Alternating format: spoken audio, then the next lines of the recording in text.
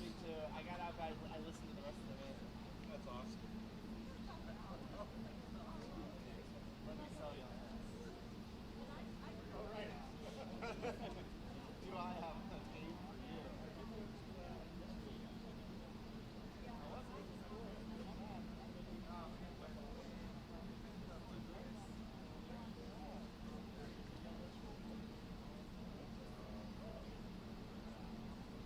No, HQ is choice days, trivia, 12 questions, 3 options, 3 answers. And if you win, you get some money. Like last night, the prize was 25,000. And so,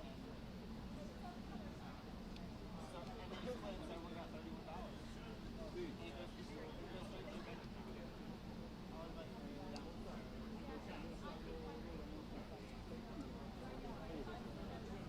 everything's free. You take 10-minute videos. About to do it now. Free podcast.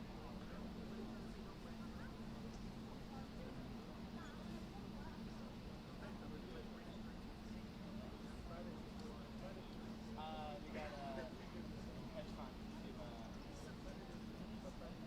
Russia. no, they do now. They'll have the movie sponsor. And like Nickelodeon sponsored something last week. Yeah.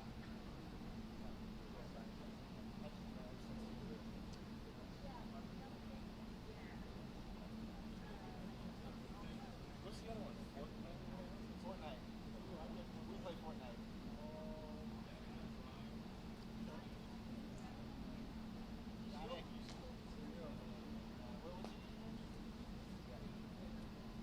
Flag.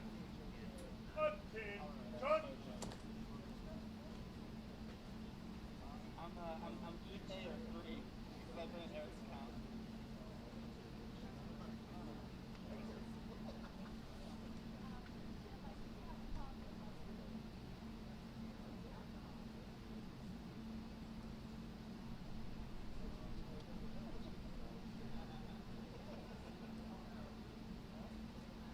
Pretty sure it was like DMP beer 57. Flag. Ceremonial. And eat. That's what this says. Sanctions.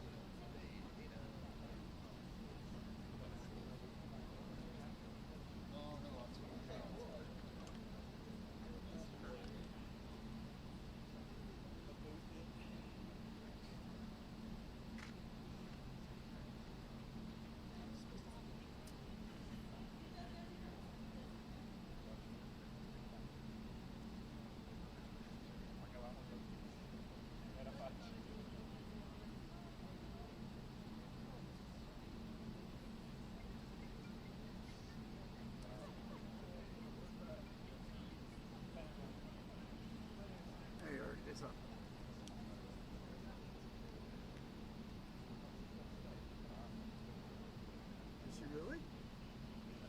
It's awful.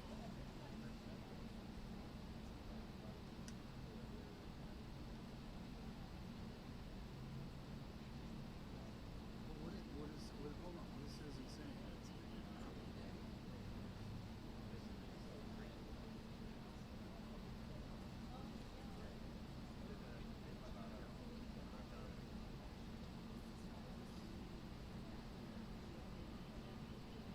Well, she's sending a second camera up?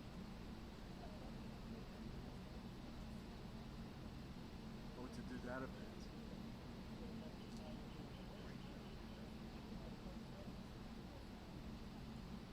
So she could save on a card. Is that right? Well, she can't tell you that you have to ride with us. Nobody ever says that.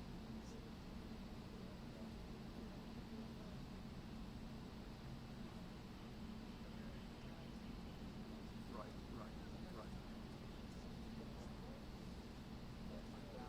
When, and the event is what time on Thursday? Like a late afternoon, right? Yep. So you drive to, instead of driving late in the day to Jersey, you drive in the morning to Pennsylvania.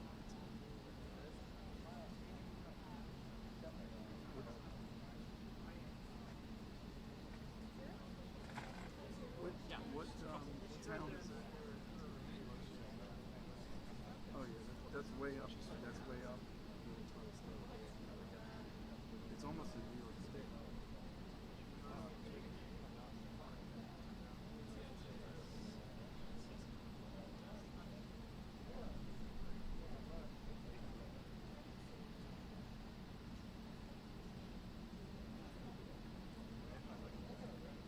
When did you have Dexter?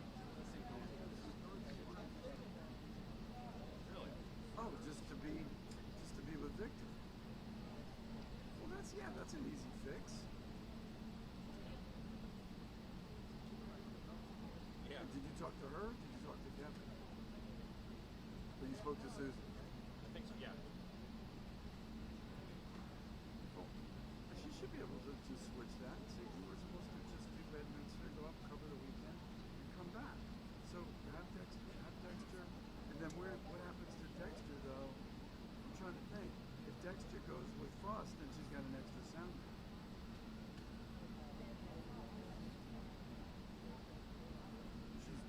It's now 2 full crews, so Fuss is going.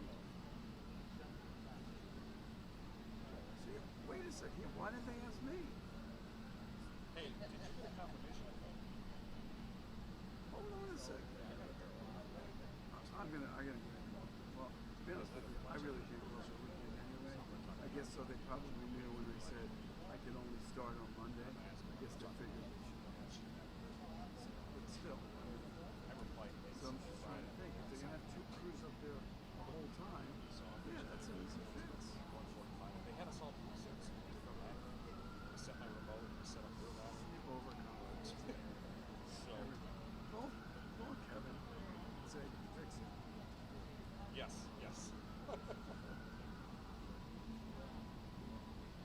Alright. I didn't know if they approved you or what. Who knows? There's no driver. But I'm surprised they have a second Yeah. crew. We're not transitioning. Oh, we are. That's what it is. We're transitioning. So you need a crew to just stand up. And you need, yeah. I never even thought of that.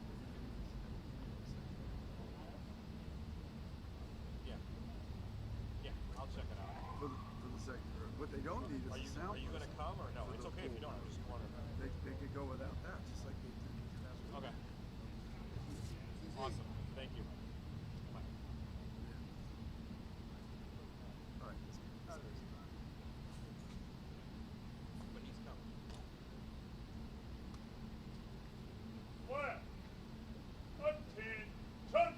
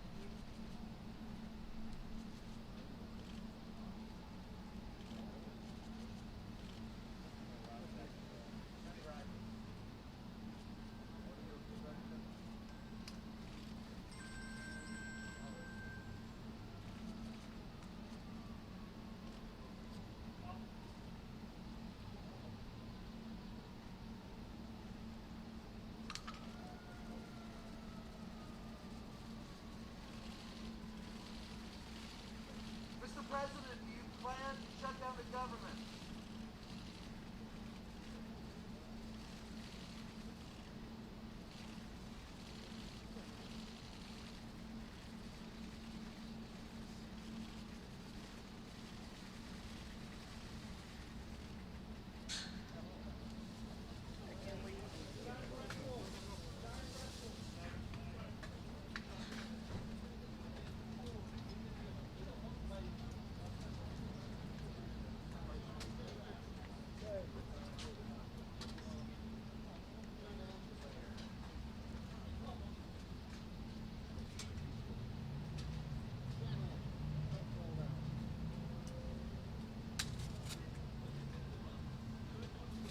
Yeah.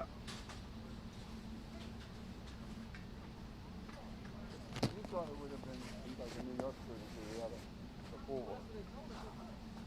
What's that? Oh, I didn't know that. Yeah, I didn't talk to her very much about any of it.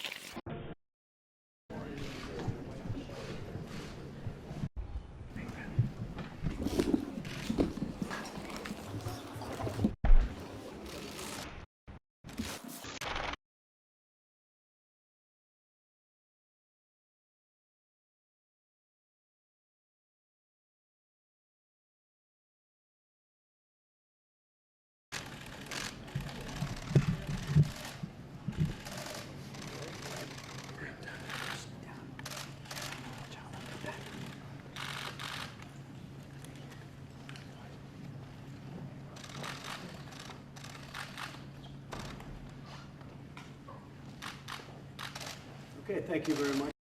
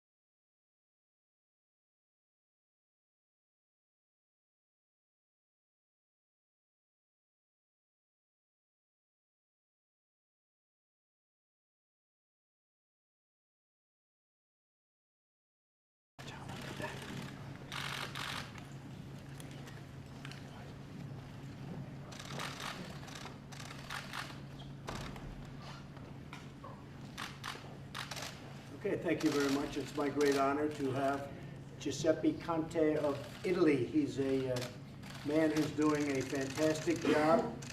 I really want to thank you very much for being here. We've become friendly over the G7 meetings and some phone calls, and I agree very much what you're doing with respect to migration and illegal immigration and even legal immigration.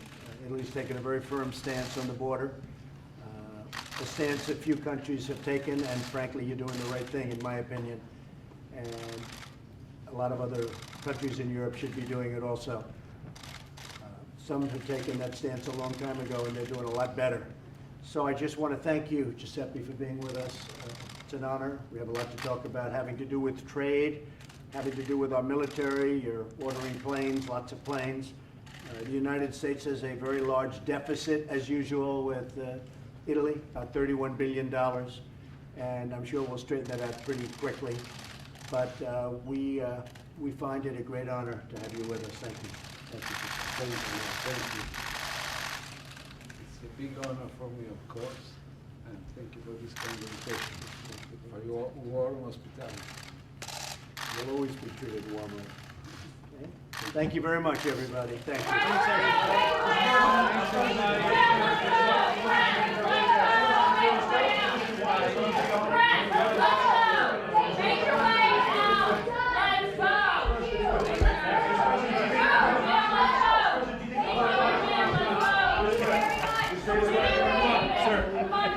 Let's go.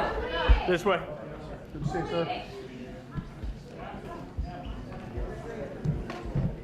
Sir. You got it.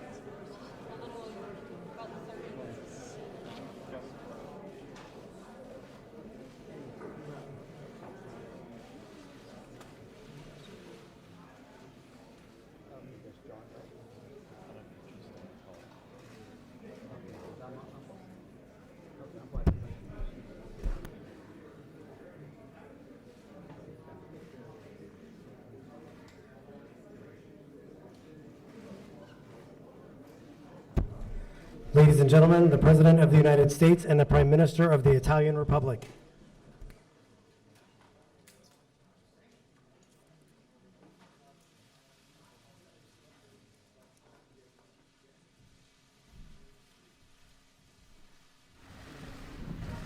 Thank you very much. Thank you. I'm honored to welcome my new friend. We got along very well right from the... I'm honored to welcome my new friend. We got along very well right from the beginning, Prime Minister Giuseppe Conte, to the White House. Mr. Prime Minister, I want to begin by congratulating you once again on your tremendous victory in Italy.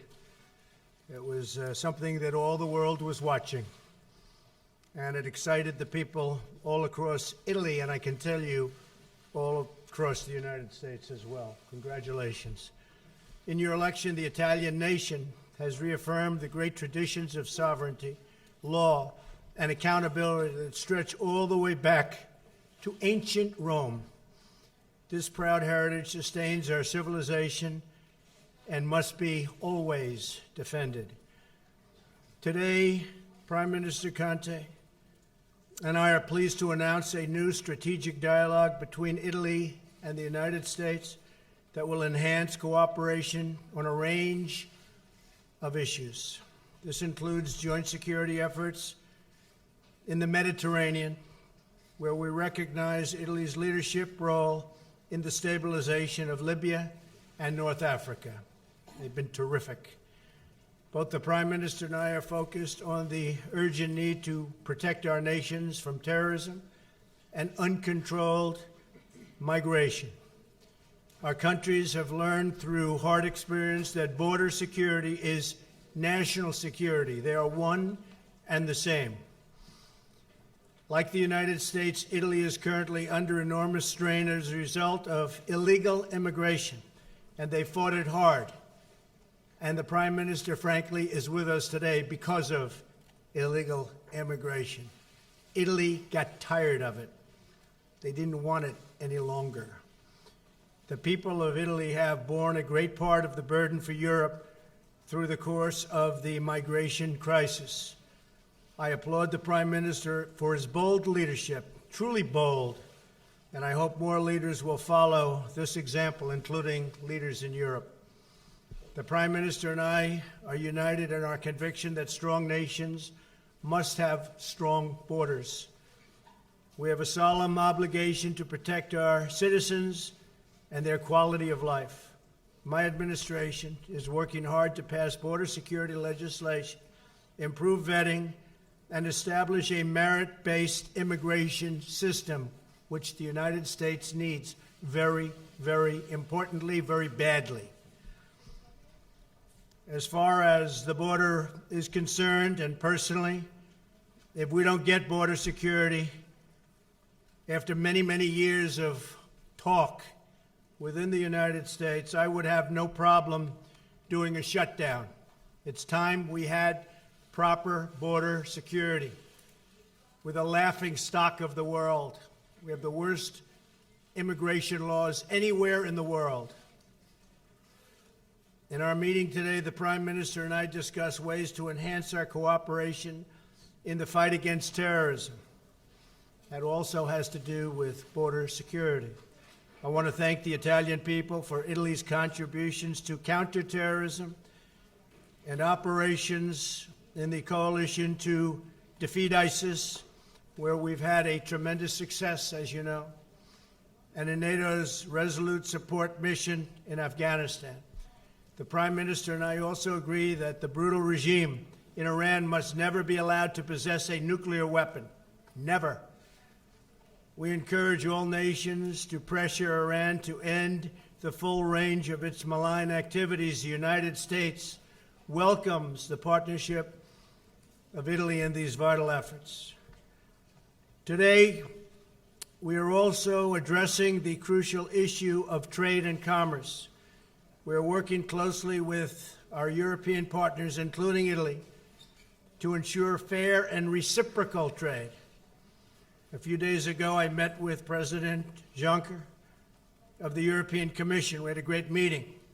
Following that meeting, we announced a breakthrough agreement to remove trade barriers and increase United States exports of agriculture, energy, and other goods and services to the European Union.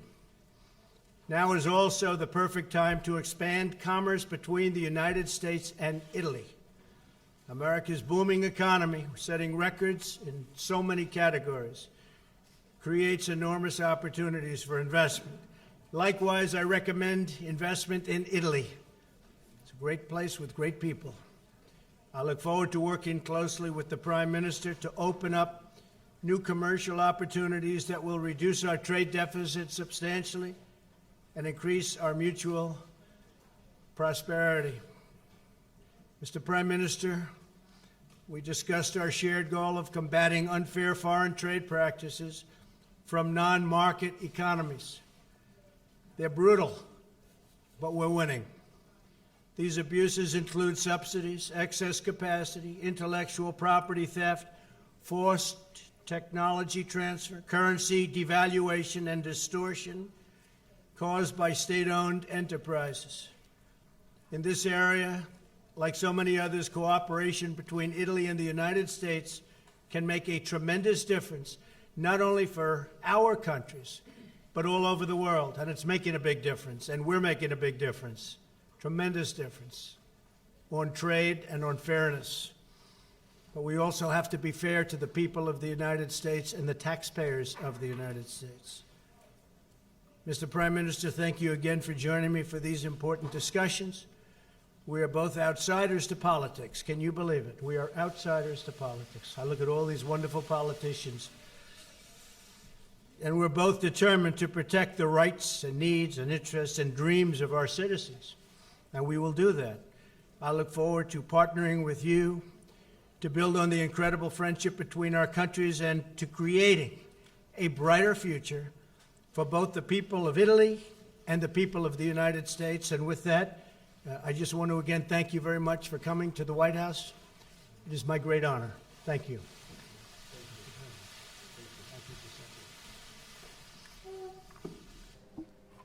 Good afternoon. Buon pomeriggio a I tutti. wish to thank you, President Trump, for this kind invitation, for this warm hospitality, only 2 months after the formation of my government. I take it as a sign of the special attention to Italy and to me as well. Don't forgive me, but I don't want to renounce to the privilege for speaking in my wonderful language now. Prima di tutto vorrei rivolgere Before all, I would like un to pensiero di commossa solidarietà remember with a tutti i solidarity parenti, familiari to all the delle vittime degli incendi families che sono, and si all sono the verificati members of the families to the proprio victims recentemente in of California. the fires that took place Poi recently in permettetemi California. di I'd rivolgere also like un to caro saluto agli amici della NIA say a che sono qui very, presenti. very I rapporti tra affectionate hello Italia e to all Stati the Uniti friends from vantano NIA. radici So antiche our e solide relationship is a very che long oggi one. It abbiamo goes way ulteriormente back, and rafforzato. today we E di have questo sono strengthened veramente it even contento. more, and I'm extremely Con happy questo about this. proficuo incontro qui And alla with Casa this very Bianca fruitful abbiamo encounter here compiuto at the un White ulteriore House, passo we have made un ulteriore another passo in step avanti per ahead intensificare questa nostra in order to collaborazione intensify our renderla ancora più cooperation, adeguata our work together to attuali make it scenari even more economici, adequate sociali, vis-à-vis geopolitici. the geopolitical, Dal 1° economic giugno situation in the c'è un world. From ulteriore June elemento 1st, there's che another lega element vicini Stati that Uniti e Italia. brings us even Il closer, mio the United governo States and e Italy. My l'amministrazione government Trump and the Trump sono entrambi administration governi del are cambiamento, both governments that scelti represent dai change. cittadini per They were cambiare lo chosen status by quo citizens in order to e change the apportare un status quo miglioramento alle loro and to condizioni di vita. improve their life Tante conditions. cose si discutono. There's so many things that bring us together, that unify us in Italy as in the United States. We are doing what we had promised during our electoral campaign, and we are working in order to give answers to the expectations of our citizens so that we won't disappoint them and we don't betray our mandate. In Italy, in the United States, we are proving that change is possible. Donald and I have concentrated on a number of topics, and we both have agreed upon and reached the following results, which in part were already mentioned. Today, we will have made a great step ahead. We will start working in Italy. It's a directorship booth, as it were, in the Mediterranean between Italy and the United States. I would say that we're almost twin countries in which Italy is becoming a reference point in Europe and a privileged interlocutor for the United States for the main threats and challenges that we have before us, terrorism, for all the crises that we see in the Mediterranean, and in particular in regards to Libya. Secondly, the American administration also recognizes that Italy has a leadership role as a promoter country that will lead to the stabilization of Libya. And of course, this with a great respect for the Libyan population. With the United States, we will be working in order to reach these results, and we will decide what needs to be done in view of this result.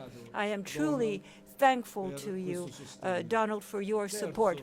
Thirdly, in terms of immigration, I also described to President Trump the innovative approach that Italy has put forth. And the European Union now has the responsibility to not leave the weight of the management of immigration on the shoulders of the countries of first arrival, like Italy is. And as you heard President Trump say, we appreciate this contribution which is provided by the Italian government, which is providing fruit, good results. We are talking about an approach, a multi-level approach, in order to try to resolve the phenomenon of immigration, not because of an emergency, but because this is a structural approach. I want to underline this is in line with the position of President Trump, which goes from the respect and dignity of people to make sure that fundamental rights are protected, and it wants to make sure that these rights are trampled over because these people are in the hands of criminal bands. I also want to underline that the World Day for the exchange of human beings is going to be celebrated. I also told President Trump that I'm very satisfied for the understanding that was reached very recently between ourselves and the President of the European Commission, Juncker. I believe that this understanding is fundamental and that we have to work upon it immediately, bringing our efforts together to make sure that European, American, Italian citizens receive the benefits of a more equitable trade relationship, which is completely reciprocal. And once again, as far as Russia is concerned, you know that Italy is favorable to a dialogue with Russia, but Italy also considers that the dialogue between the United States and Russia is fundamental so that we can have positive results in a more global perspective for stability and security purposes. In terms of energy security, President Trump and I also found ourselves in agreement with the need to make sure that there is a greater diversification for the sources of energy and to make sure that the energy routes are diversified as well. And finally, I personally am sure that we can increase and improve the relationship with the United States at all levels, and in particular in space and aerospace fields. We also already have a great partnership between the Italian Space Agency and NASA. So we hope that aerospace will bring together the American technology, Italian technology, so that we can launch new aircraft that cross the atmosphere and will be able to bring the United States and Italy together in an hour and a half. This is a project that I'd like to speak in detail with the American administration. I thank you for your attention.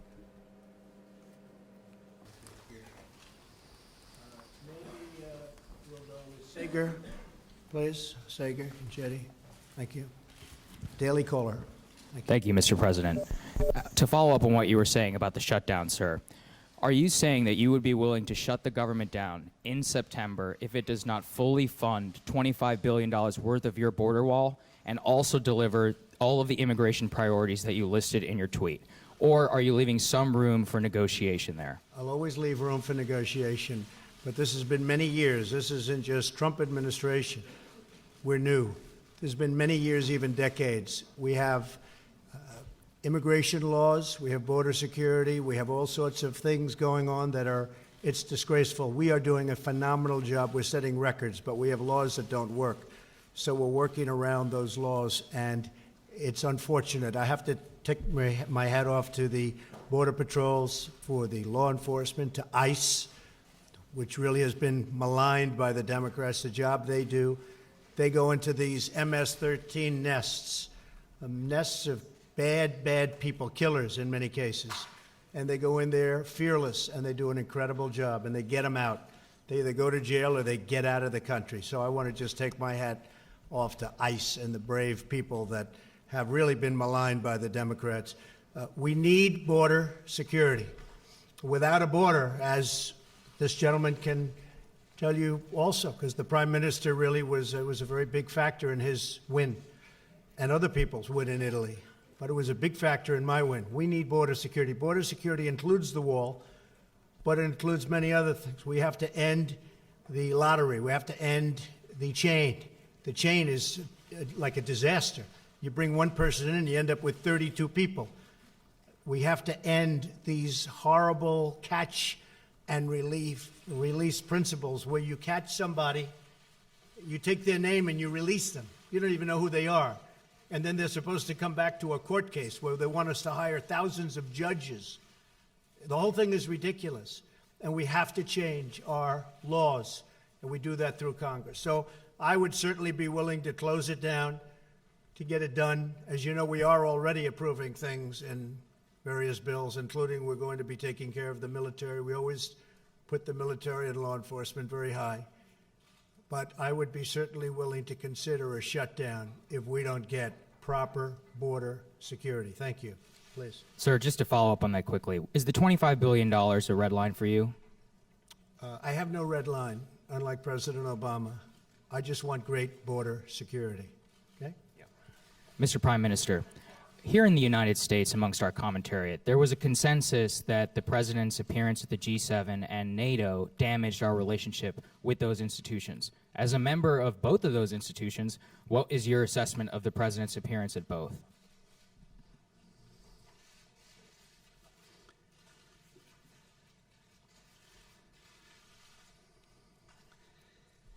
Sia il G7 both the G7 and NATO. At NATO, we had a very fruitful exchange of views and opinions and of positions.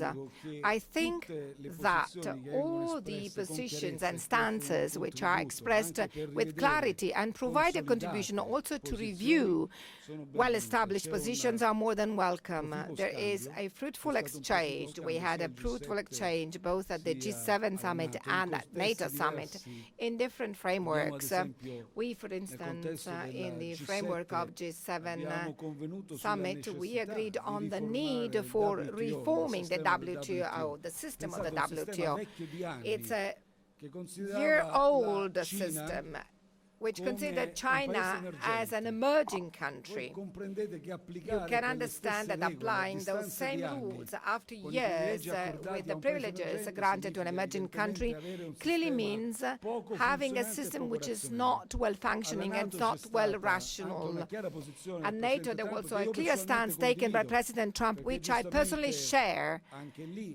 Fairly, he expressed a position and the need to rebalance the expenditure which is borne traditionally by the United States, which is very disproportionate.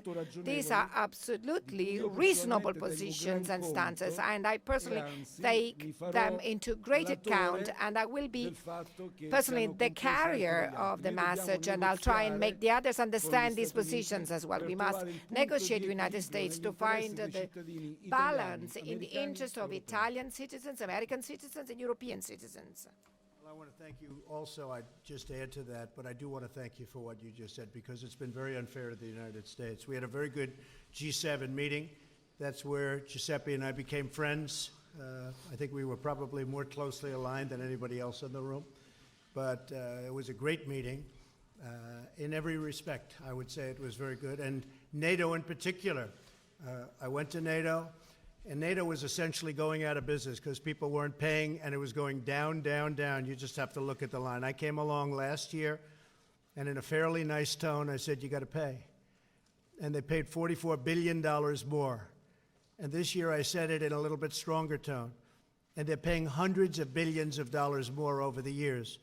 And NATO will be strong again.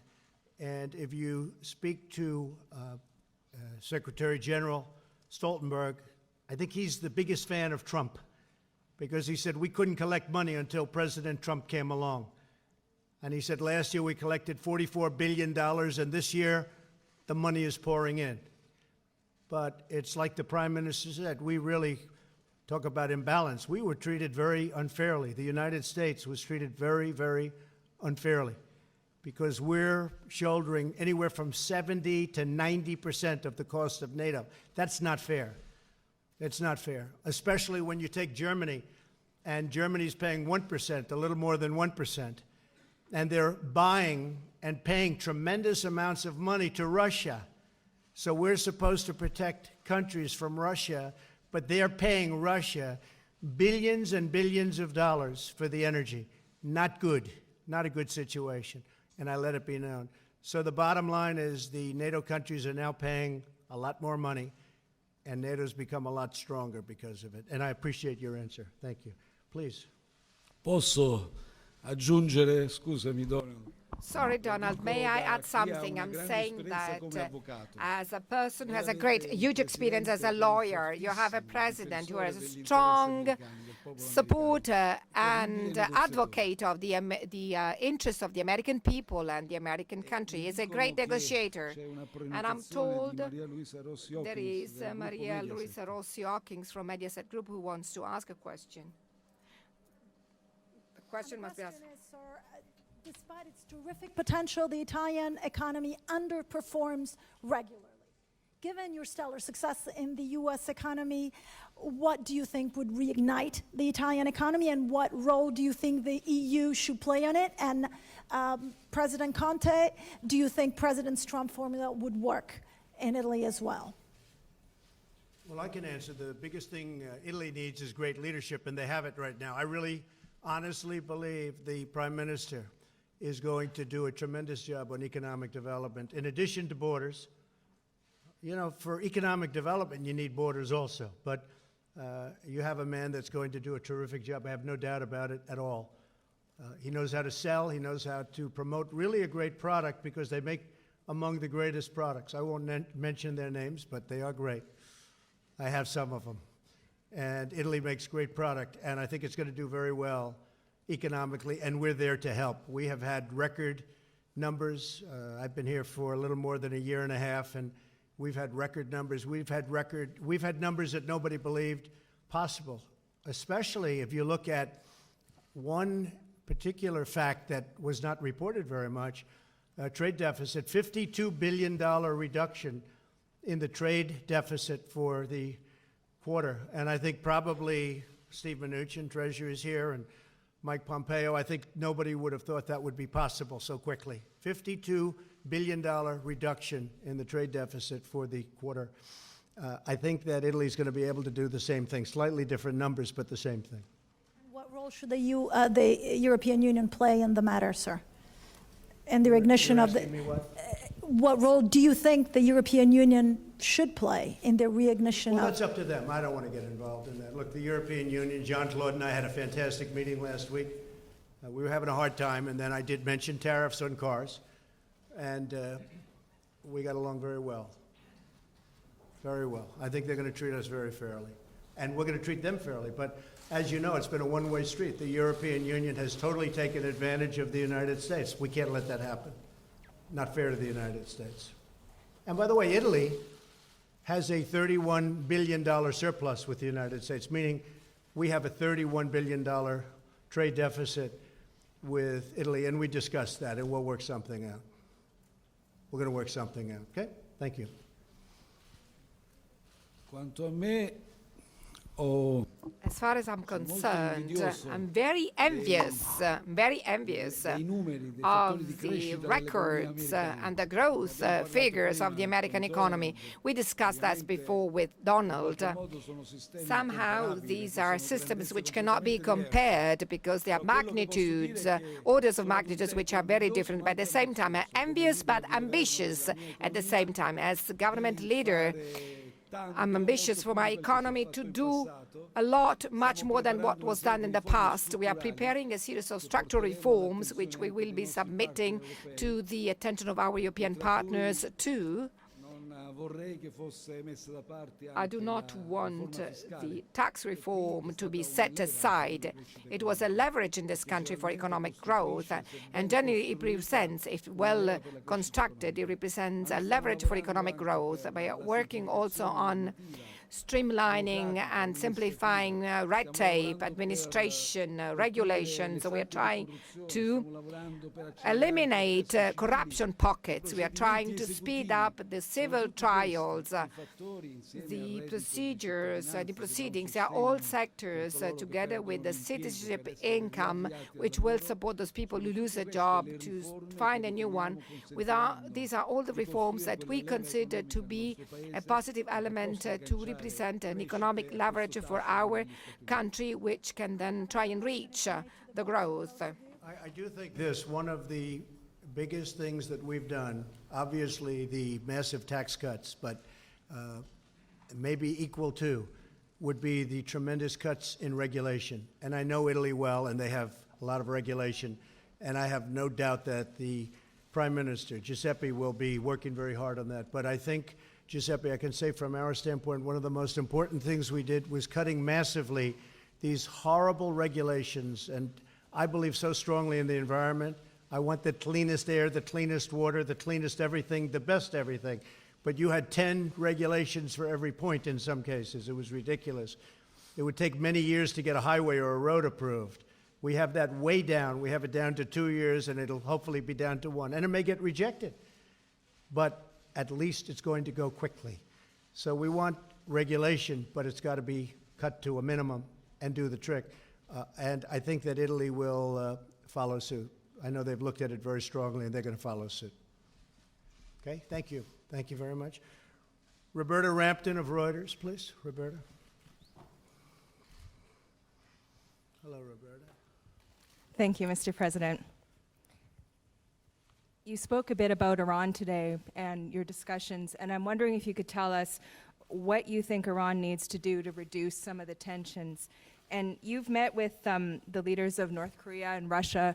Are you prepared also, are you willing to meet with President Rouhani, and under what conditions? And have there been any preliminary discussions about something like that? I'll meet with anybody. I believe in meeting. The Prime Minister said it better than anybody can say it. Speaking to other people, especially when you're talking about potentials of war and death and famine and lots of other things. You meet. There's nothing wrong with meeting. We met, as you know, with Chairman Kim, and you haven't had a missile fired off in 9 months. We got our prisoners back. So many things have happened so positive.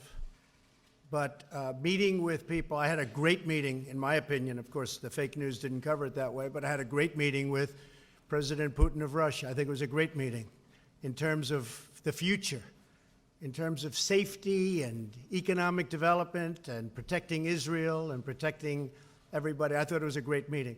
Great meeting with NATO. I just explained NATO. Hundreds of billions of dollars more money will be paid into NATO, the coffers of NATO, and much already has. So I believe in meeting. I would certainly meet with Iran if they wanted to meet. I don't know that they're ready yet. They're having a hard time right now. But I ended the Iran deal. It was a ridiculous deal. I do believe that they will probably end up wanting to meet, and I'm ready to meet anytime they want to. And I don't do that from strength or from weakness. I think it's an appropriate thing to do. If we could work something out that's meaningful, not the waste of paper that the other deal was, I would certainly be willing to meet. Do you have preconditions for that meeting? No preconditions, no. They want to meet, I'll meet. Anytime they want. Anytime they want. It's good for the country, good for them, good for us, and good for the world.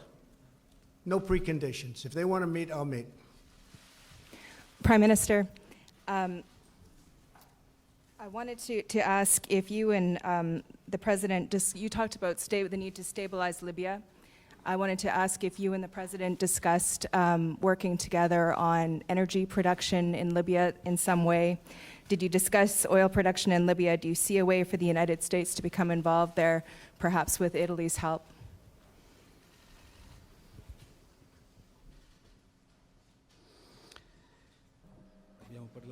We discussed the problem of stabilizing Libya and obviously of the security to be guaranteed for the whole of the Mediterranean area. You see, it's not only a problem of the migration routes. Many of the migration routes from African countries concentrate in the Libyan area, but it's also a problem of security in general. Because, for instance, through the migration routes, foreign fighters might reach the European territory, agents who could carry the terrorist threat. We didn't discuss in details other problems. Certainly, it is our intention to respect the Libyan population. We are not driven by economic interests. We are not driven by the problem of energy supply. Our interest, and from this point of view, I can announce, but already said that we are going to organize, in agreement with President Trump, I'm going to organize a conference on Libya. We would like to deal and discuss all of the issues relating to the Libyan people, involving all of the stakeholders, actors, protagonists in the whole of the Mediterranean. We are going to discuss economic aspects, but also social aspects, the protection of civil rights, the problem of constitutional process of issuing and passing laws to enable Libya, in particular, to get to democratic elections in a condition of the utmost stability. I'm told that Ilario Lombardo from La Stampa wants to ask a question. Thank you. I have a question to Prime Minister Conte and then a question to President Trump. There are three pending issues on the table with the American administration. One of them is sanctions to Russia. Since Italy, the two main government parties in Italy said that they want to lift the sanctions on Russia. What's the official position by the government since the American administration is asking for these sanctions to be kept? The other 2 points are the TAP gas pipeline. The American department asked to continue with the work while there are some ambiguous positions in Italy in relation to this project, and the F-35 program. What is Italy going to do? Will Italy confirm the program? Thank you. I'm going to answer in relation to sanctions on Russia. I'm going to repeat what I said before because I've already taken a stance in all of the international summits. I'm going to be boring, but this confirms that the position of the Italian government is not changing in this respect. We are open to dialogue with Russia. We do believe that Russia plays a fundamental role in all international geopolitical crises. So thinking that Russia can be kept out of a dialogue, as President Trump said, if we want to solve problems, we cannot choose the counterparts to deal with. We must accept and sit at the table and negotiate and have dialogue with those who are, in reality, our counterparts. As far as the sanction system specifically is concerned, I'm well aware, I said that the system stemming from the Minsk agreements as the outcome and is connected to the implementation of the Minsk agreements. So it is clear that it is unthinkable today to lift overnight those sanctions. However, exactly because we are open to dialogue with Russia, the position of my government has been stated straight away is to make sure that the system of sanctions doesn't affect the civic society, doesn't affect the economy of the small and medium-sized enterprises in Russia. Italy, from this point of view, has a tradition of intense economic relations with Russia in this respect. So, in order to stress once again with a final statement, sanctions against Russia are not and cannot represent an end. Second issue, Trans-Adriatic pipeline. I discussed this with President Trump, and I reported to him that my government is fully aware of the fact that this is strategic work in terms of energy supply to Italy and to the south of Europe and the Mediterranean area. We are perfectly aware of the fact that this can provide a contribution also in the renewal of the energy system and the elimination of coal, which is part of our program.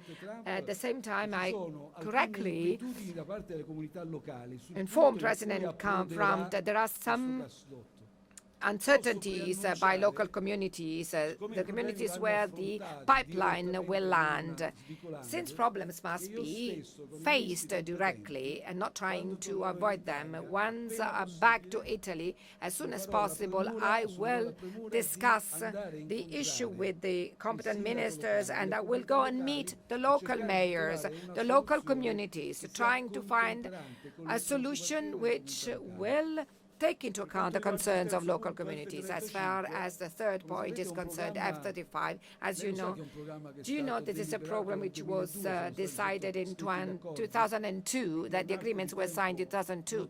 So it's a pretty big period of time in terms of talking about needs for defense and security. As a government, we are responsibly evaluating this file. As you know, there is already a process of orders being issued, which is taking place, and these orders are issued much earlier because the work is very complex. So we will continue to follow this file, and we'll make all the necessary choices in a very cautious way in view of the needs of defense and security, being fully transparent with our partner, the Trump administration.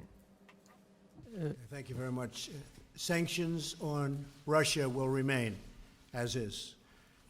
As far as a pipeline is concerned, I'd like to see a competing pipeline. So, Mr. Prime Minister, I hope you're going to be able to do that competing pipeline.